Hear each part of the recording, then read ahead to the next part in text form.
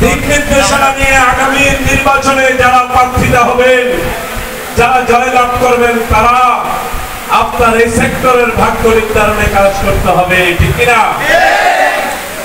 আমাদের নাম আজ চট্টগ্রামের পরিবহন সেক্টরের অভিসম্পাদিত নেতা, প্রখ্যাত শ্রমিক নেতা, শ্রম আইনের যিনি প্রত্যেকটা ধারা উপধারা খণ্ডাইতে পারেন, আমাদের রত্নঘর বা পরিবহনের নয়নমণি যারা বাবু মিনাল চৌধুরী এখানে উপস্থিত আছেন আজকের বিশেষ অতিথি হিসাবে। আমাদের বাংলাদেশ সড়ক পরিবহন শ্রমিক ফেডারেশনের আঞ্চলিক কমিটির শ্রদ্ধেয় সভাপতি জনাব মুসাফা এখানে উপস্থিত আছেন। বাংলাদেশ সড়ক পরিবহন শ্রমিক ফেডারেশনের আঞ্চলিক কমিটির আরেক উজ্জ্বল নক্ষত্র জনাব অলি আহমদ এখানে উপস্থিত আছেন। এখানে আরো উপস্থিত আছেন আপনাদের মালিকদের বিভিন্ন নেতৃবৃন্দ। আপনারা এই সভার গুরুত্ব বুঝতে হবে। এই সাধারণ সভার প্রত্যেকটা নেতৃবৃন্দের বক্তব্য শ্রবণ করতে হবে। আপনারা আগামী 3 বছর যারা দায়িত্ব নেবেন, যারা দায়িত্ব পালন করে গিয়েছেন, যাদের পালন করে গিয়েছেন তাদের হিসাব নিকাশ আজকে উপস্থাপন করছেন।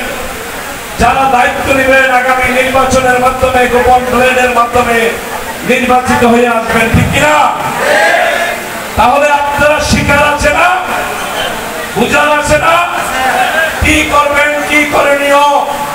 আপনার এই পরিবহন সেক্টরের বাসের চালক এবং হেলপারদের কি দুঃখ দুর্দশা, তাদের করণীয়, তাদের ভাগ্য নির্ধারণের বিষয়, ওই 18 সড়ক পরিবহন আইনের বিষয় এবং আপনাদের সংগঠনের শৃঙ্খলা, দায়িত্ব, জবাবদিহিতার বিষয় নেতৃবৃন্দরা আজকে বক্তব্য দিবেন, সেটা আপনারা শ্রবণ করবেন। এটা কি শৃঙ্খলার সাথে না বিশৃঙ্খলার সাথে? শৃঙ্খলার সাথে। আমি একটা স্লোগান দিয়ে বক্তব্য শেষ করবো। দুনিয়ার বস্তু, দুনিয়ার বস্তু, বাংলাদেশ সড়ক পরিবহন জিন্দাবাদ, জিন্দাবাদ। বাংলাদেশ সড়ক পরিবহন শ্রমিক ফেডারেশন আজকের সাধারণ সভা সফল হোক, সফল হোক। ধন্যবাদ। আসসালামু আলাইকুম ওয়া রাহমাতুল্লাহি ওয়া বারাকাতুহু।